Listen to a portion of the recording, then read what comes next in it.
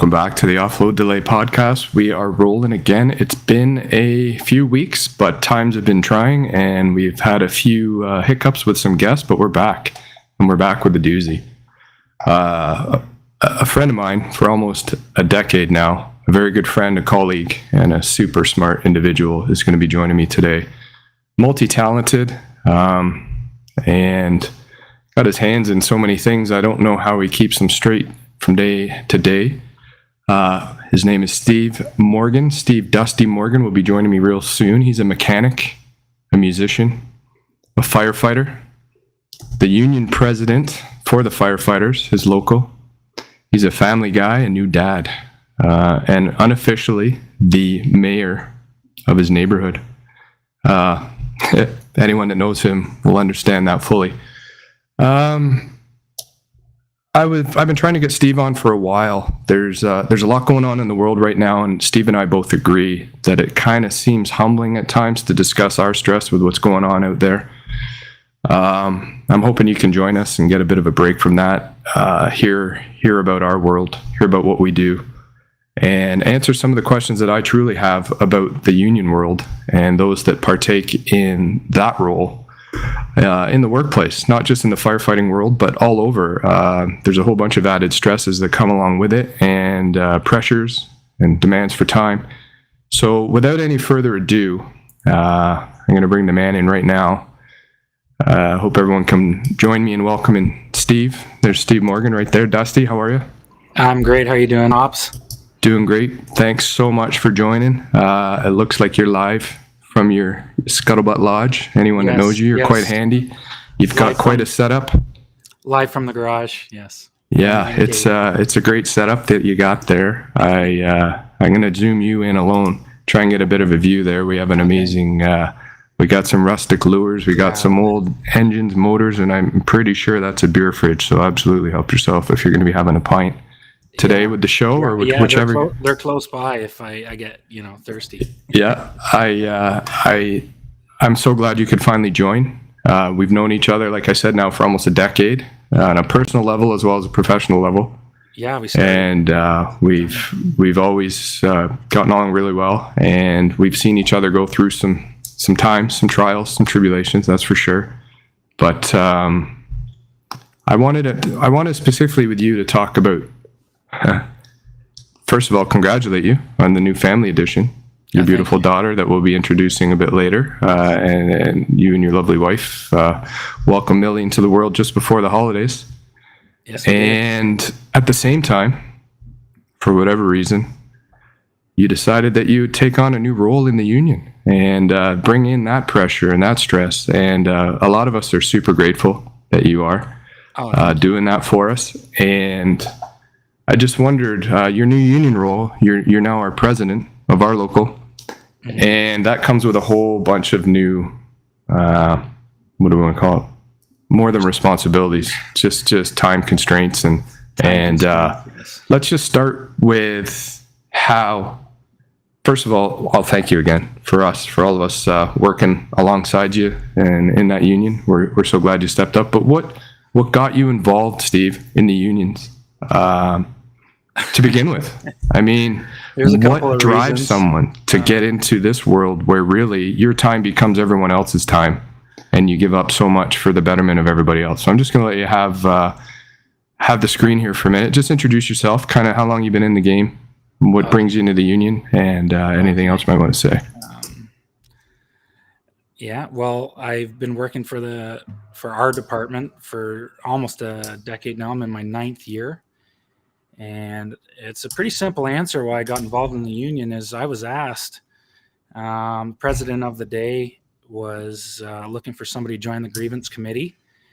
And I had just finished my probationary year, and it was the winter of 2014. So I basically said, like, are you asking everyone or are you asking a certain few? And am I your last pick? And he basically lied to me, and there I was on the Grievance Committee. So it started there, and I realized that there was a real need for people to get involved, and and especially newer on in the career, to help in just pushing the change and moving the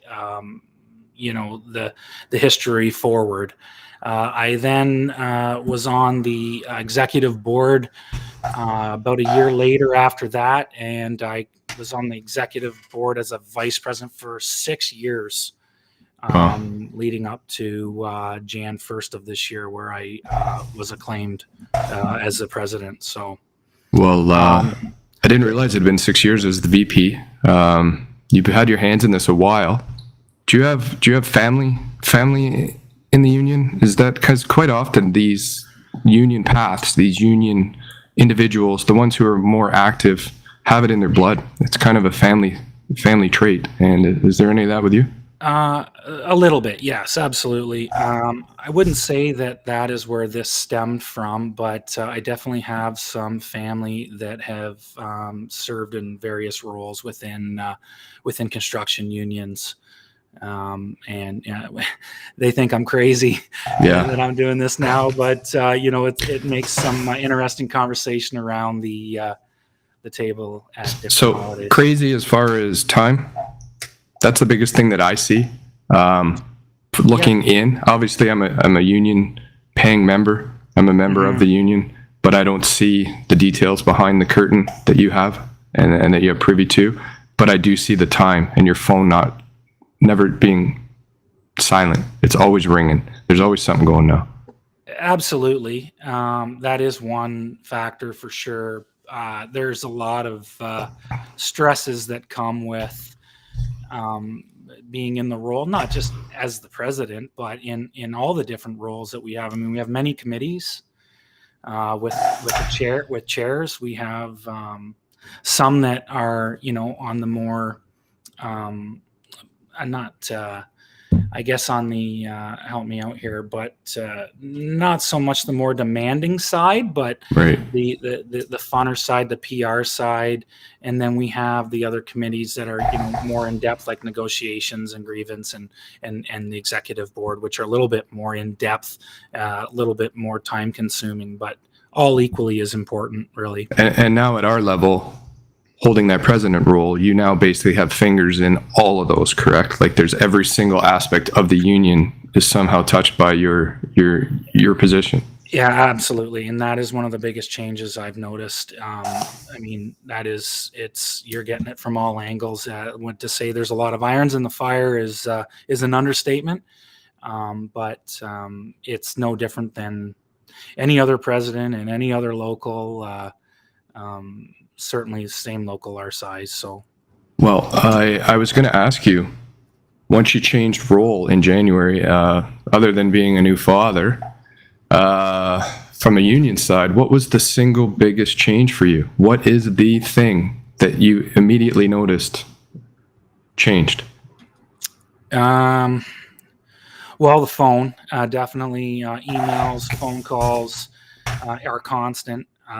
And just time in the day, it's hard to focus on other things when you've made your priority this local, and you really realize that there isn't enough hours in the day to get everything done. And I've noticed my sleeping patterns have changed significantly.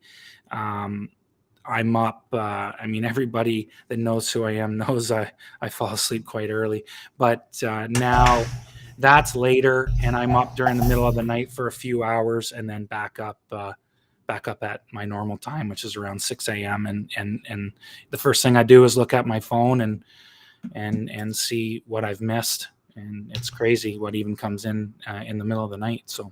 So even after a few months, Steve, you're sitting there, you felt what the seat is like now, that president's chair. You felt the pressures from below, from your union body, and you've got the pressures from beside and above with our employer / negotiating opposition panel, team, whatever you want to call it. What do you think is the biggest challenge you're going to face in these next few months? Like, what is your Is it going to be time management? Is there a specific kind of, we don't need details, but is there a specific topic that's being hashed out? Well, I guess to narrow it down to a particular challenge would be difficult. But what I would say is that this certainly isn't routine yet. I'm a couple months in now. As a first vice president for the last couple of years, there's times where you're serving as president and, you're in the role, but you're not really in the role. There's a huge difference that I'm finding that it's been an adjustment, but there is a lot of things that are up and coming in the near future and the extended future that I'm optimistic about, and I really think that is the key to just keeping the not the faith, but just positivity and moving forward. There's lots of things that are happening, and that's kind of what keeps me going. So there's no one particular challenge. It's all kind of just tied into. That's well said. It is. I mean, there's nothing specific I can imagine that would be greater than the combined role of everything that you're going to face. And to me, personally, looking in, I don't know the people, I don't know how the people that take, especially the executive roles within the union, are comfortable with what I decide or what I call putting management spotlight on you. You are no longer an individual employee within the workplace. You are now intimate with management. You are on their radar like nobody else. And that can be good and that can be bad, but it's intimidating for many. Mm-hmm. I know some people don't feel comfortable with that. Some people like to be just a shadow in the background and let things roll. And I know others like to step up. So does it bother you? Does it pressure you? Does it change things knowing that management now really knows who you are, even though they had some insight before? You definitely have to be cut from a certain cloth to be willing to stick your neck out there for those types of relationships. Absolutely. It's dependent upon the relationship with the management team, really. We see a significant difference between, the different managerial styles and different times in careers, as far as, are they starting out? Are they retiring? Are they here for the right reasons? I mean, what I can say right now is it's been very positive. My role as a president has been quite positive, and our relationship with our management team and the relationship that we're working on and building on is a positive thing. So you have to sometimes realize that you're not always going to agree, but I mean, we follow a code of ethics and being professional, and I don't like the saying agree to disagree, but you have to be willing to have disagreements in parts of things, but then not let it affect the bigger picture, move forward from that, and continue on for the betterment of, the rest of the membership. I see we have I don't know if you can see in the comments there, we have a retired colleague of ours joining in. I actually don't see Okay. I don't know if it's going to be, I'm going to put it up here. This is Mr. Sullivan. Okay. Had some good advice about not letting the issues of the union consume you, even though members are going to want immediate results. A lot of these things can be dealt with and must be dealt with time. And we see that often with the burnout of our unionized representatives. They simply get burnt out trying to appease everybody at the same time. And I don't know about you, you're so approachable and you were so well known in the workplace before taking the president role.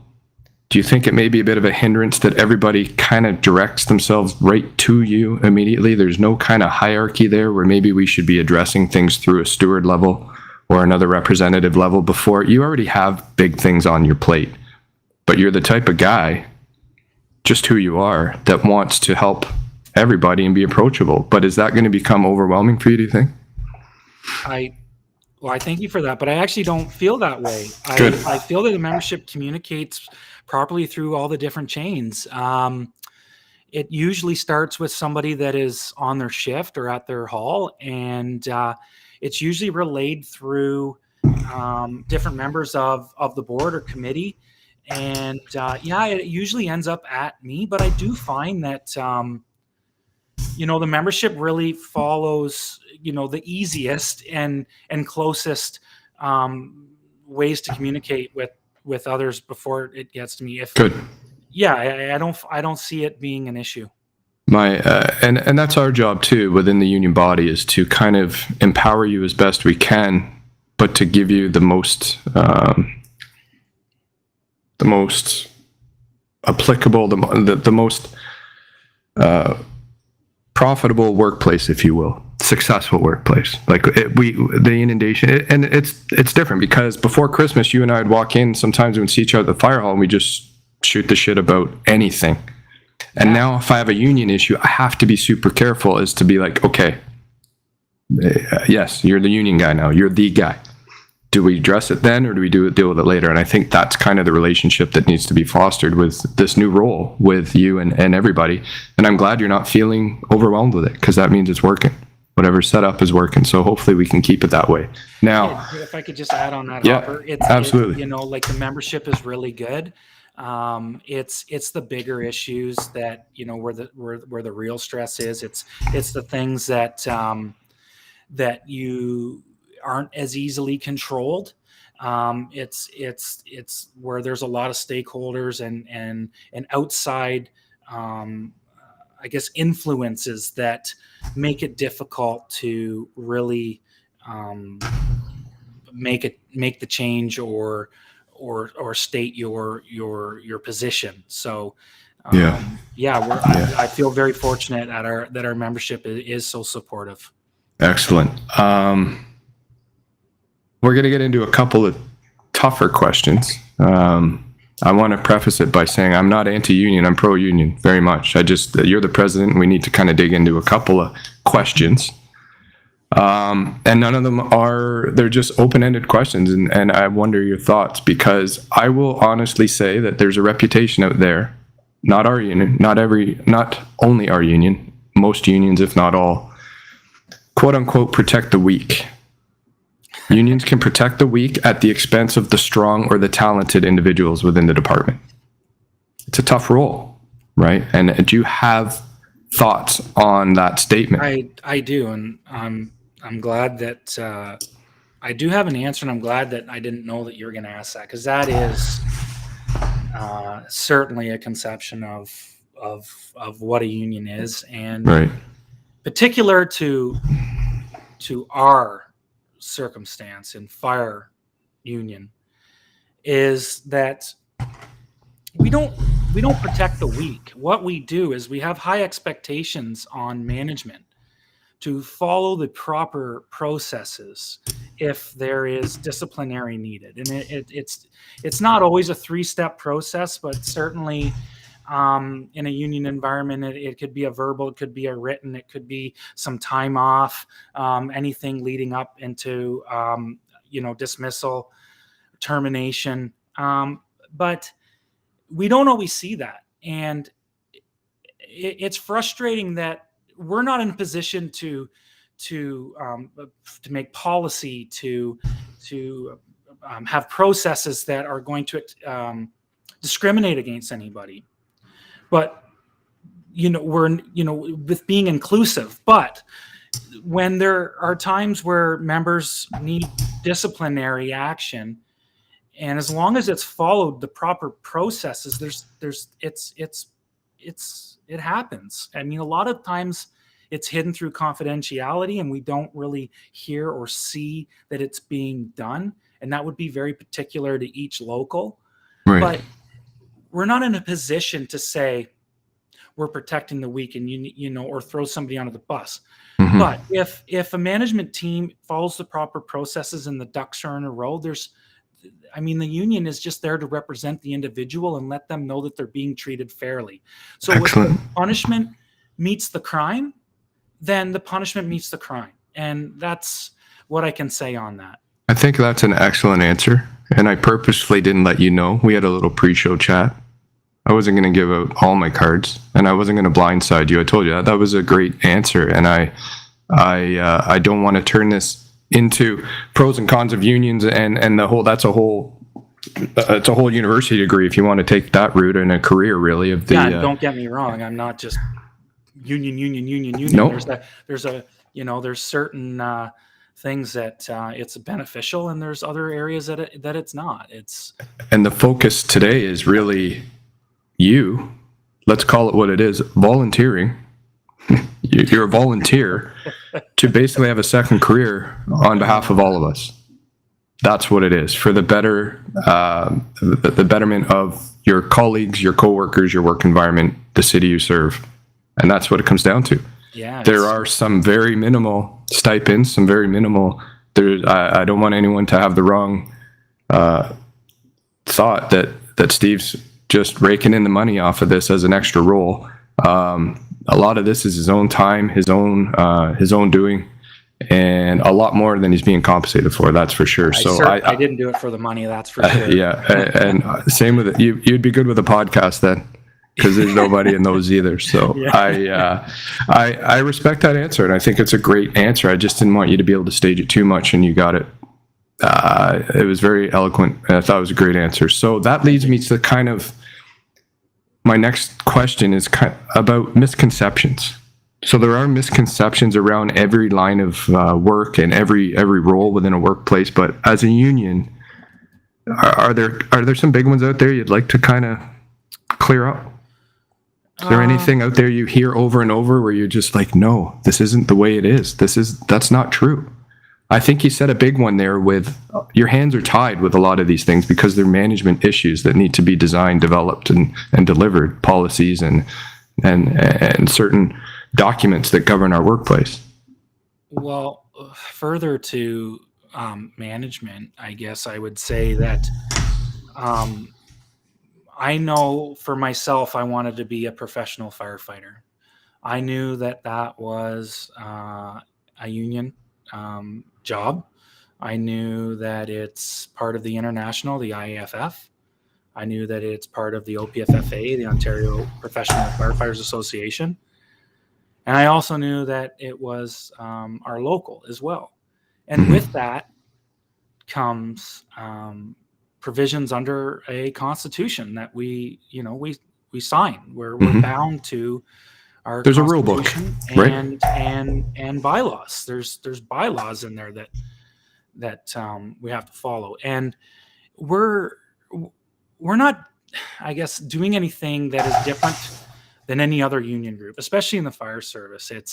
We all are advocating for the same things. It's typically,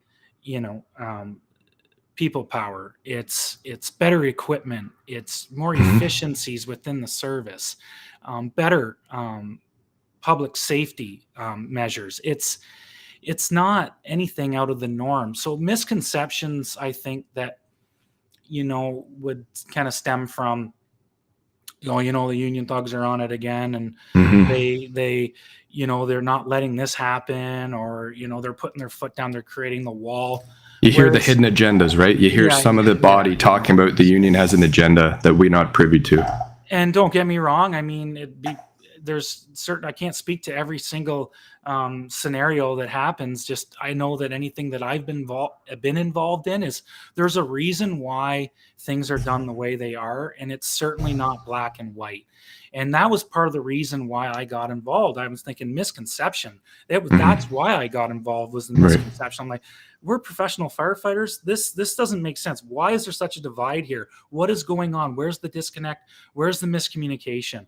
And I mean, once I dug in and I started taking training through the provincial and taking their different courses, I realized that there are a lot of misconceptions that we won't even be able to begin to cover today. So I think basically if more people are encouraged to get involved and there's a little bit of positivity that comes out of it, those misconceptions will be less and less because they will be now in the know. It's a great idea. Now, we have a comment here from one of our viewers, Leanne, who earlier you may not have seen it, says she's blessed because she's never had a boss and union is tough work. So Leanne was on an earlier episode with one of our long-term care, actually a couple pods. Yes. And I know she's independently employed. So they're not often familiar with the union roles, and some of the other people out there may not understand that what the role is. And she asked a question here that others may wonder, and I'm just going to let you address that: is who holds more power cards, management or union? Yeah, and she's asking for the department, for the whole department. Well, it would have stages. I mean, I don't like to use the term power. It's not power. Right. I mean, we're not arguing or we're not, disputing an argument. We're looking for a resolve and an agreement on a lot of things. So depending on what it pertains to, we have means to go outside of our local, which we can call in help from the provincial. We can call in help from the international. It just depends on what stage it's at and what the particular item is. So to say, I wouldn't say that either one has any more power. It's just more so who has the better position on an item. So be it in negotiations or through grievance, or the parties pretty much have equal stakes, and it's just a matter of where the outcome is after, right. When there's a resolve. There's a mutually agreed upon at some point collective agreement, and that's what we all follow. And that's the rules of the workplace, and both sides are ensuring the other one is following the rules. And that's the overall gist of it, right? Like we've agreed. It's the rule book, right? And there's other subsets and rules and that in there, but generally we have some documents there to say that you will do this and not do this, and then if they step beyond their boundaries, you're there to help correct that, and vice versa. Yeah, for anybody out of the fire service, we do not have the right to strike. So we rely on an arbitration system and that contract to go throughout our business. Right. And Leanne had commented again that some unions can be hard to deal with, but fire sounds better than, say, transit. But it's a local, every branch can have their issues. It depends when you say work with, it can depend on a management team. We're fortunate totally right now that on the relationship. It's all about the relationship. That's right. If there's trust there, it's a completely different relationship. And I can't stress that enough. I'm big on relationship building. I'm not naive, but I do have a way to put my trust into people, and so far that instinct has treated me well. So I can say that you're in a unique position. You took your role at a new time in your life, at the same time that our management was being switched up, and they're in a bit of chaos right now, just with our workplace. But you were able to start fresh. You had a new chief, and we had a new union president, and there was a lot of potential there to make some progress. And I can see that that's what you've been focusing on, especially with building those relationships. So yeah, absolutely. It's not just at management level either, Brad. It's at all levels. It's with the CAO, the mayor, council. It's all important. And there are going to be times that we disagree, but just maintaining that relationship and moving forward and looking at the bigger picture is certainly my goal for this year. I have a question for you about, and this is a genuine question. I don't know. I'm not privy to know what kind of planning is in place for individual locals within unions, especially ours. That's all really we can comment on. Are there mechanisms in place for things like future succession and recruitment strategies? Like motivational processes. The reason I ask is in my other world, I'm also part of a different, I've seen other unions roll, and I've seen them get depleted pretty significantly. You often see these individuals with all of the seniority and the talent and the experience move up through the ranks, and eventually they've earned that retirement and they're gone. And it's hard because you look back into the body that's left behind of the union, and you're hoping that it's being built up properly. Is that something the local's responsible for? Do you get help from the provincial or the national body? I think I'd like to answer that question in maybe a couple different points. First off, being recognizing that certain executive boards are at that time in their career where they're going to retire, and the need for younger or newer generational members to get involved was quite apparent. So that was part of the reason why I got involved. And it wasn't something that was through succession planning. It was wanting to actually be part of a solution, not being the type to complain about things that are wrong, or sit back and just continue to let things carry on the way there without actually trying to make a change. So that's what got me involved. What we see is usually different members show interest, and they show interest in different areas. I mean, it's so diverse in the fire service. Everybody has their little niche, and they tend to find their way through a little bit of coaxing and through the union meetings where we say there's a vacancy here, or there's a vacancy there, would anybody be interested, or a lot of recruiting from executive members seeing some potential in somebody and confronting them and being, would you be interested, would you be interested in taking on, just starting out as even a committee member, or right. And that seems to be how our committees and board have been made up. I mean, we have committee chairs that want out, and there's nobody to take the role, so they're there still doing the job, right, and doing a great job at it. But they're ready to pass it on, and we're just you need the right people to step up and take it. And I think as things progress, and we have a really young board right now, and everybody brings a really unique skill set to the board, and I'm certainly I know that there's a handful of them that would be more than capable of being in the president's role. Now, absolutely. Yeah, you might be the acclimation part may not be a factor anymore.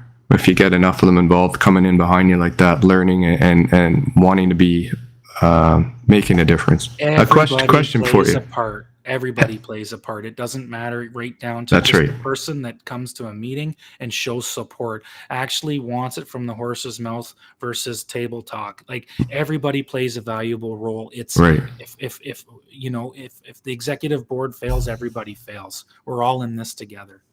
So with that being said, it kind of leads me into, is there such thing out there, has it ever been discussed that we, in our workplace, as most people do in their workplace, when you get hired, you have to take a whole bunch of orientation courses, or you need to learn about WSIB or a hazmat or WMIS and all this other stuff. Is there ever a thought of mandating a basic steward level course for all hires within the union body, so that at least everybody has that level of knowledge and strength? I think that's a great idea. I mean, currently what we do with new members now, it's sort of an initiation process as far as the swearing in and a meeting and a booklet that we run through the different areas of the collective agreement and constitution and sick leave type of documents. But there's definitely more that can be done to engage brand new members to get involved as early as possible. Absolutely. Right. I just throwing that out there now. That would be our local specific. I'm sure that, I mean, other locals with throughout the province would probably have some things like that. Yes. Now, I titled this pod Gasoline, Guitars, and Grievances. And we've kind of got in the grievance part, which would be the union part, and it gets a little heavy. And you have a lot of, I wanted to highlight to everybody the added stress. There's the gasoline. The added stress of a unionized position, especially in our local, the top position, to a first responder, and all the stress they already have going on, and the stress of the world around us. I just wanted to highlight that it's not as simple as just taking over that either something that's been handed to you or that you've won in a ballot. You have new dad stress. You said it's not bad, so good for you. It's been going well. So, and you have you also still are a firefighter, Steve. Like, you still have you and I right now are in a process of studying for promotional advancement. Like we're in a workplace competition / evaluation to move up the ranks within the fire system. And now I have that, but you have that and the union president. Yeah, and we also have this C word that I don't want to talk about much today, but we have the stress of every day we go to work. Yes. We got to worry about bringing the C word home with us. And that dreaded COVID, we're still doing rapid tests in our workplace, but you have a young child at home.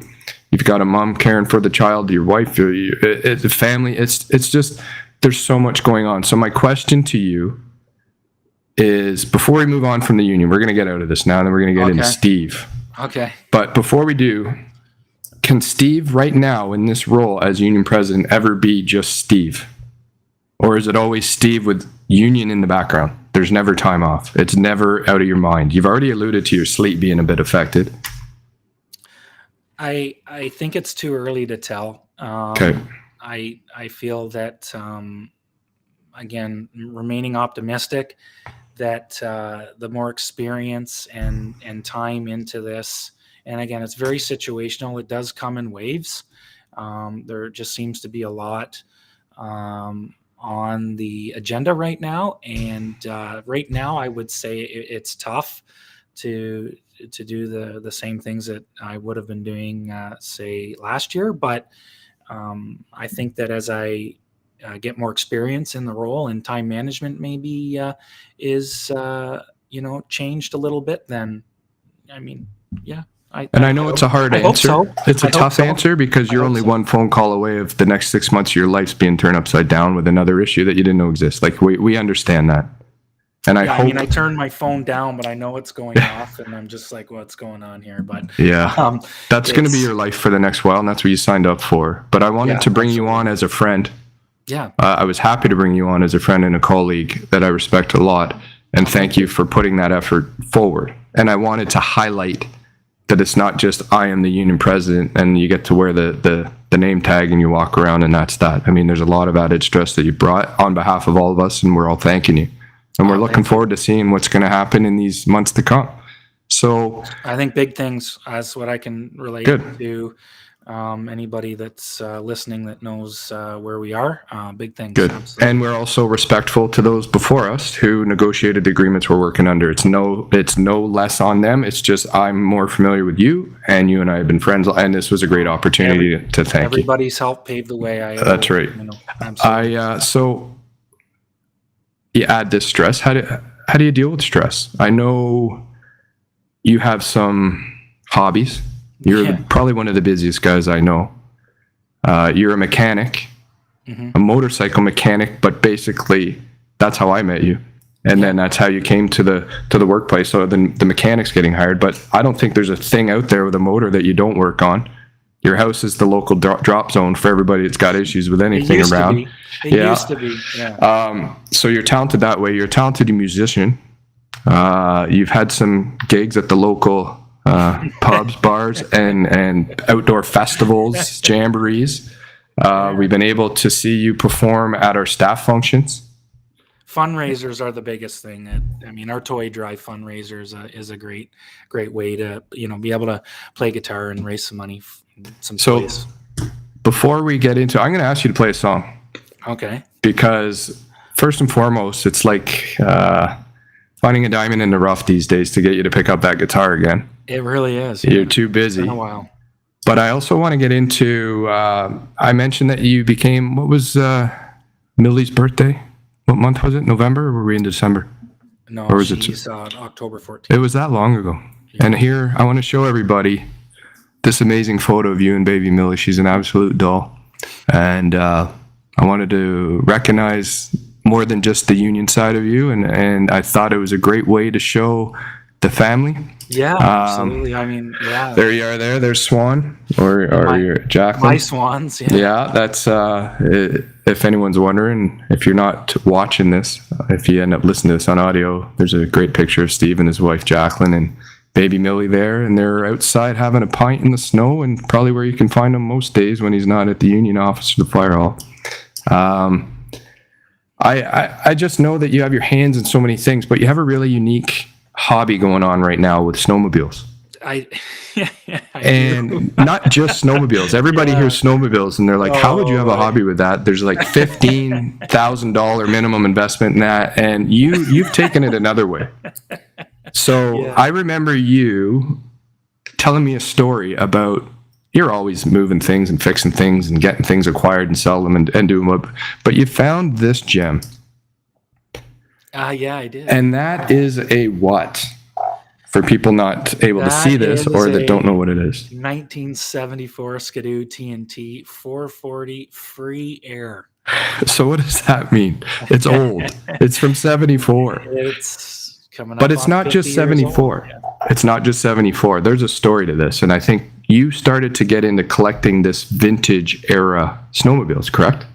Yeah, that particular one is Right. is an interesting story, but But it's part of a collection, right? You've It decided is. now that you're going to go back and see how many of these retro, and I think it's great because you always talk about showing up to people with their $20,000-$25,000 sleds that are just ripping all over, and you show up. I wish we could see it further in here, but you even bought the retro one-piece snowsuit that goes with the sled, and I think that's yeah, fantastic. I mean, the helmet is right. You can wear it if you want. I don't know what it'll do to your headphones, but that helmet is as retro as the sled. For the sake of the pod, I mean, Yeah, we keep it on now that the serious union stuff is done. I think that's a great look. But tell everybody about this sled. The sled has an amazing story. okay, yeah. So my dad had bought that snowmobile off my uncle when I think I was around 15 or 16 years old. They're a temperamental machine that they don't always run right, and it was frustrating for me at the age of 18, 19 when I sold it. So regretted selling it, and I had been continuing to look for them on Kijiji to find another one just about two years ago, when I happened to see on Kijiji that looked awfully familiar. And there was a couple of distinct characteristics of that sled that I had reached out to the person that was selling it and asked him to send me some closer pictures, and things started to line up. And once he sent me the VIN number, I took it to the Service Ontario and ran the VIN number, and I was shocked actually, because 20 years later it was still in my dad's name. That's so cool. So at that point, he knew and I knew that I needed to have it back. So how long was it out of your hands? How long was it from? Almost 20 years. And you end up finding, and you thought you've recognized it, right? Like you're like, well, that looks pretty familiar. There's some unique identifiers on it with decals or whatever labels. That's what it was, and some gauges that were on. But then you actually had the ownership that had your dad's name, because they didn't bother changing it. And that is, I think it's such a cool story. It's such a fitting story for you. That's what started the whole collection, because actually he wouldn't let me just buy that. I had to buy, I think, 3 or 4 to get it back. And then now, did the person selling at the time know the significance to you? Did you show your cards there and say, I need that? Knew. So he knew. I mean, I wasn't gonna. He probably could have sold you 15 if he had wanted to at the time. Here's another one, right? This isn't what year is this one? That's a 79, and that would have been the first snowmobile. That's not the exact one, but that would have been the first snowmobile that I ever had when I was probably about, 13 or 14 years old. Like as your own, as opposed to one that was in your family that you acquired, like the other one. Yeah. No, call it family. Call it family. Yeah, that's pretty unique. Now, how many sleds are you up to now? I don't actually know. That's a good thing, though. 9 or 10. Of the same vintage, right? They're all those. There's about 7 of the same, and then, I mean, yeah. And you're extremely talented. You're the guy that can pick them up, fix them up, get them running, do whatever. So you have a distinct advantage there to be able to go out and grab stuff if you find it and make it work. And good for you that you have. I'm sure that's part of your downtime. That's part of your relaxation, getting your hands on something and working away. I mean, I'm not. This isn't the drop-off spot, unfortunately, anymore. There's just no time to help Right.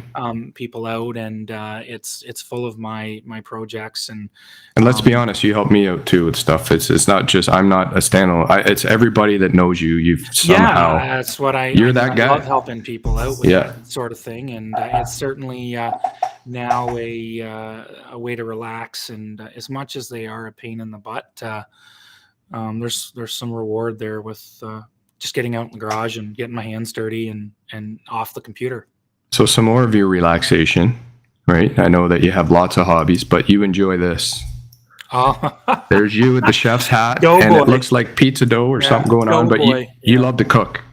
You love to cook, and you actually up the ante at the fire hall when you're cooking. You create little. There's quite a few. I mean, it's tough toss up there, but I certainly put the effort in. Exactly, and I know that by your effort, then everyone else steps it up, and it just continues on like a. We eat well. There's no doubt about that. Yeah, we eat well. Yeah. And this is a look at your personal chef setup out back of your place. That's a true really did, pizza oven. Rob my social media, didn't you? Yeah. So you wouldn't send me anything, so. One of our talented crew members made that sign by hand for me, and instead of Morgan, it's morons. I love it. Kind of an inside joke, but let's talk about that oven, though. That's a legit pizza oven. That is, yeah. You're not messing around, and you have lots of photos and pictures and descriptions on your socials for anyone that wants to follow Steve. Go in and see more. Steve Morgan on Facebook, or Captain Morgan on Instagram with no A, it's NN. Or on Twitter, he's actually CapMorg56. And that brings me up to say that no matter what happens in your fire career, you must become a captain, because we literally need a Captain Morgan. It's destiny. It's meant to be. It has to happen. So I mentioned before you played music. How long have you been playing? I don't really know. You don't just play, you sing too. It runs in the family, and there's a bunch of musicians in the family, and I've been playing for a long time. Yeah, and I haven't been able to play lately, but and I approached you about it.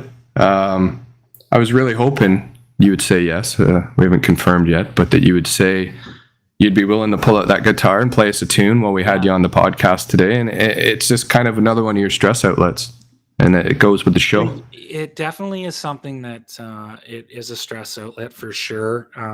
With COVID, I mean, my wife was working from home. That changed the times that I would normally play privately.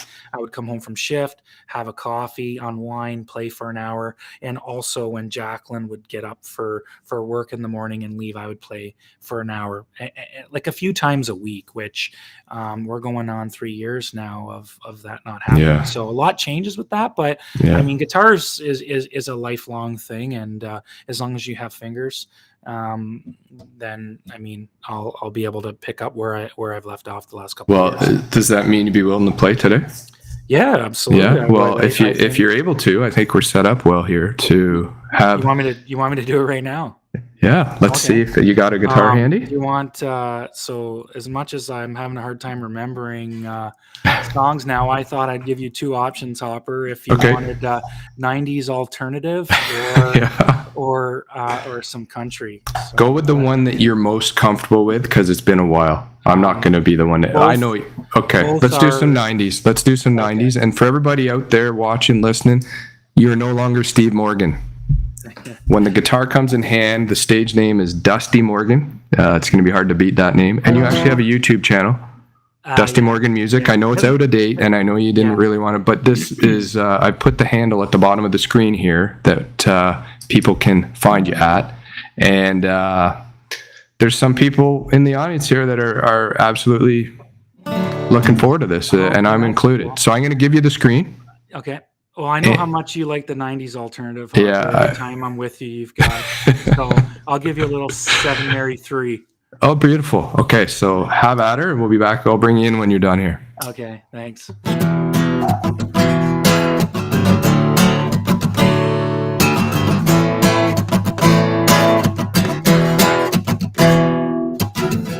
She calls me Goliath and I wear the David mask. I Guess the stones are coming too fast for her now.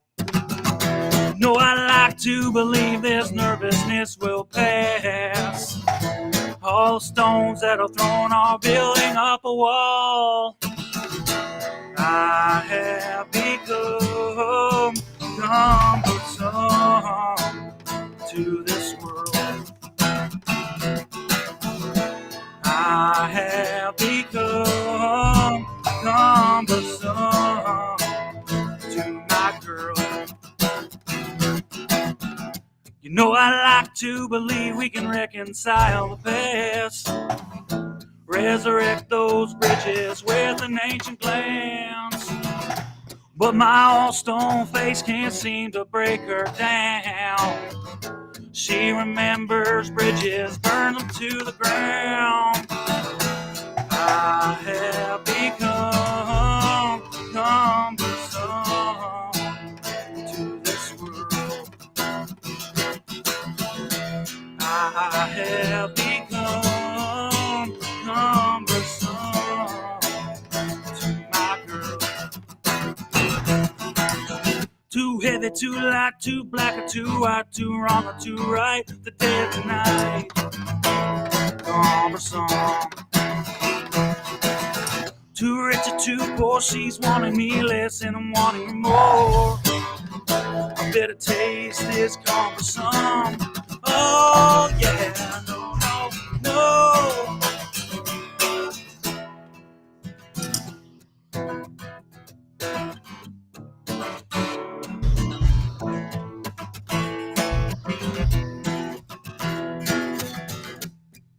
There is a balance between two worlds, one with an arrow and a cross.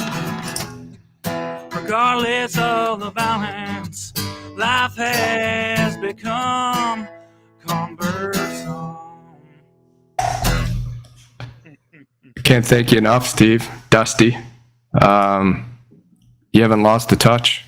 I don't have the ear to say what you've lost, but that sounded pretty darn good to me. And I'm appreciative of me to pick it up and do one.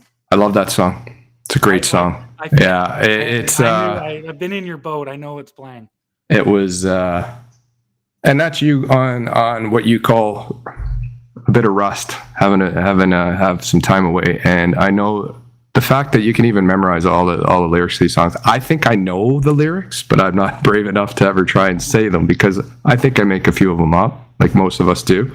But I pretended like that we weren't live there. And, you killed it. You killed it. There's lots of great comments in here. There's Wade is a friend and a someone who I met through the podcast world who's musically inclined and a comment about fantastic. Leanne says that she has a drummer in the house and they need a band. My goodness, wow. Excellent. There's lots of stuff written there. We had Jackie on. You know, Jackie, she's got her hands up there for you and clapping. And I think we needed this today. I do. And I know you and I, Sully, giving you a thumbs up and a cheers. We know he likes it. Today was a tough day to try and decide to do a podcast and try and to even discuss stress with what's going on out there. And I think a lot of people are glad they tuned in right now. We got Vis. I'm going to give these all to you. These are all for you. There's one of our, yeah. And again, I'm so glad that you didn't refuse there because you didn't miss a beat. You didn't miss a beat. And you're sitting in the garage with a guitar and a mic. It's so impressive. And your talents are, I'm downplaying them by only saying mechanic, musician, firefighter, family guy, new dad, neighborhood mayor, unofficially. And everybody watching now can figure out why. Probably deputy. Yeah. The mayor is around there. Yeah. The socials are pretty good for you though. Deputy mayor.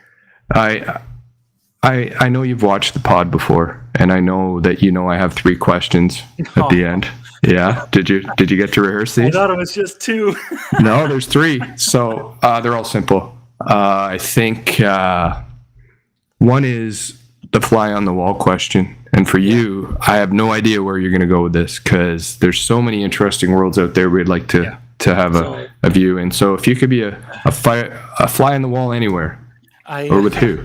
What's it going I'm to going be? to change that question to I don't really want to be a fly on the wall anywhere, but if I could be more of an elephant in the room, I Okay. would probably choose at the municipal or provincial level of government in their meetings, as far as their conversations based around emergency services is what I would say Okay. about that. I don't know these days of how interesting that would be with our provincial leaders. Well, If there'd be any conversation I about wouldn't want to be anything, a but fly on the wall in those conversations. I definitely want to be present. Yeah, you would definitely be contributing more than anybody, I would guess, in that state. So the other thing was food. You're a foodie. You can have one food the rest of your life. It's gonna have to be pizza. Only. Pizza? Well, no wonder. Just, I mean, if you have this, right?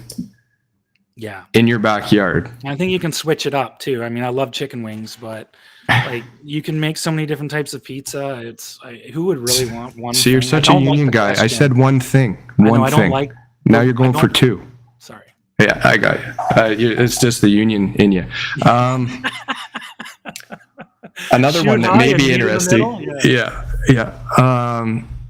The smelliest place you've ever been. We do the same line of work. Is it work related, or is it going to be not work related? Yeah, there's lots of smelly places. Yeah, but when you look back to the smelliest place you've ever been privy to. Yeah, I don't know how specific we can get. Yeah, go ahead. No, I don't really want to get that specific, but sure. In emergency services, of course, it involves dead bodies. I mean, they're really smelly, and the time of the year being summer, even worse. Yeah. Duration of being unnoticed, quite some time, and I know exactly where it was. I know exactly what it looks like today, burnt into my head, and I know exactly how it smelled. So that. It's amazing how smell triggers memory. It's amazing. It'll take you right back, and it's a very unique thing. And I know we don't need to get into details, but there's nothing like it. No. So I think that's a great answer. Now, I need to. We have Mr. Sullivan watching right now. And I'm going to bring a picture up of you and him. It's on your socials, obviously. I grabbed it. Sully. And I'm only bringing this up for one reason, and I need everyone out there to agree with me. Your arms are the longest arms of any individual that I've ever met, and you must agree. Like, here's a picture right here. Yeah. We bug you all the time, and I think that is why you're such a great musician. That is why you're such a great mechanic, and that is why your CPR is second to none. I think when I was in grade 6, sitting in those normal plastic chairs, my hands could touch the ground. That's unbelievable. I'm short torsoed too, so long arms, short torsoed. I mean, try building the bicep with arms this long, man. It's not going to happen. Oh, I've seen pictures. Anyone that wants to go to Steve's socials, I could put them up again. There's some shots in there of Steve in the day. And I had to bring that up, though, because we absolutely know. I mean, I thought you were going to say, it was a great day for Sully. He was retiring, and, there's strong representation there from the membership. And No, nothing. We're going to bring Sully on eventually. We've already talked. About my arms, thanks. Yeah, we had to get one in there and let people really get to know you. But we're going to bring you back, too. We're going to bring you back on. Yeah, exactly. Hugs, yeah. Good shoulders to bear the weight of all of us, too. And you're doing a great job. Yeah. Sully's going to come on one day. He's promised me. We're going to get you. We're going to have some of the other guys, and we're going to do some fire stuff on a lighter note. Cool. And I wanted to really highlight how much you've been dealing with lately and how well you're handling it. And I wanted to thank you for all of it. And I know on behalf of the employer, I'm going to say it. They're happy you're there. I'm happy you're there. We're all happy within the body, and I think we're actually we're very optimistic, and I know we're behind you. We got your back. Oh, thank you so much, and I appreciate you having me on. It's been a pleasure. Ditto. And I'm gonna zoom you out here. And anyone that wants to follow again before we get too far, I'm gonna post your socials again on here. There's Steve Morgan on Facebook, Cap Morgan, spelt differently on Instagram, and Cap Morgan 56 on Twitter. Is there one that you're more active on? I mean, just kind of. I mean, no, not really. I'm not really I'm not really active on any of them, but I mean, feel free to add me. Yeah. Absolutely. And Dusty Morgan Music is where that talent comes from. So, Steve, Steven at times, Dusty, whichever we want to go by. Thanks for joining in. On behalf of everyone watching, appreciate you taking the time out of your day, and we look forward to seeing you at the hall real soon. I appreciate what you're doing with this podcast. I mean, great insight to emergency services. Yeah, we're getting there. It's a battle at times, but nothing worthwhile is without a battle, right? We appreciate what you're doing as well, Brad. Thanks. And everyone's thanking you here. We got Wade even thanking you for your talents as well. So thanks, Steve. I'm going to zoom you out, and I'm going to do my exit, and we'll be in touch. Okay. Thanks. All right. Thanks, everyone. Thank you, bud. Well, he got the guitar out, so that turned out to be real good. We got rid of the union downs and got into the lighter side of Steve's life. What an amazing individual, talented, super friendly. Pleasure to know him. Pleasure to be his friend and work alongside him, and to have him on our union. So thanks, Steve. We'll see you soon. And I wanted to thank, if anyone hasn't been noticing, there's my First Responders Coffee Company mug. They've jumped on board to give us a little support, and I've been drinking their coffee the whole show. And what a combination for us in the first response world. We know we love our coffee, and they're right here. It's a gentleman out of Thunder Bay. I'm trying to get him on the podcast, actually. He's a young guy. He's a young police officer that created this company, and money gets kicked back into the first response world. I think it's boots to the ground. I don't want to say for sure, but that's on the bag of product. He's got a whole bunch of different lines. It's a really unique gift for people. He does online ordering as well. If you know any responders out there, anyone interested, it's a great product. I also need to thank the network, deanblundell.com, for pushing me a bit, giving me the support I need, and providing the platform to get this done. It's a great network, great team. Can't say enough about those guys. And if you need to, he's got a whole series of podcasts on there that are worth a check out on deanblundell.com. For anyone watching now, you can see it again on my YouTube channel at Offload Delay. It'll also be available on, let me skip over to these, Apple Podcasts and Spotify within the next day or so. And we're going to put them out through socials. And we can be reached by our Instagram, Twitter, and lesser degree, Facebook. For now, that's it. That's the Offload Delay podcast. We're going to be back a little sooner this time than we were for this one. We're going to be back in probably 10 days or so. We have a great schedule lined up for Women's Day. We have some amazing females coming on at the panel to discuss the trials and tribulations and the life of being an emergency worker from the female side, especially celebrating Women's Week. That's it, everybody. Stay safe. Try and keep your head up. Don't bury yourself too much in the socials going on right now. It's a little dark out there, but we'll get through this. Stay safe, and thanks for watching.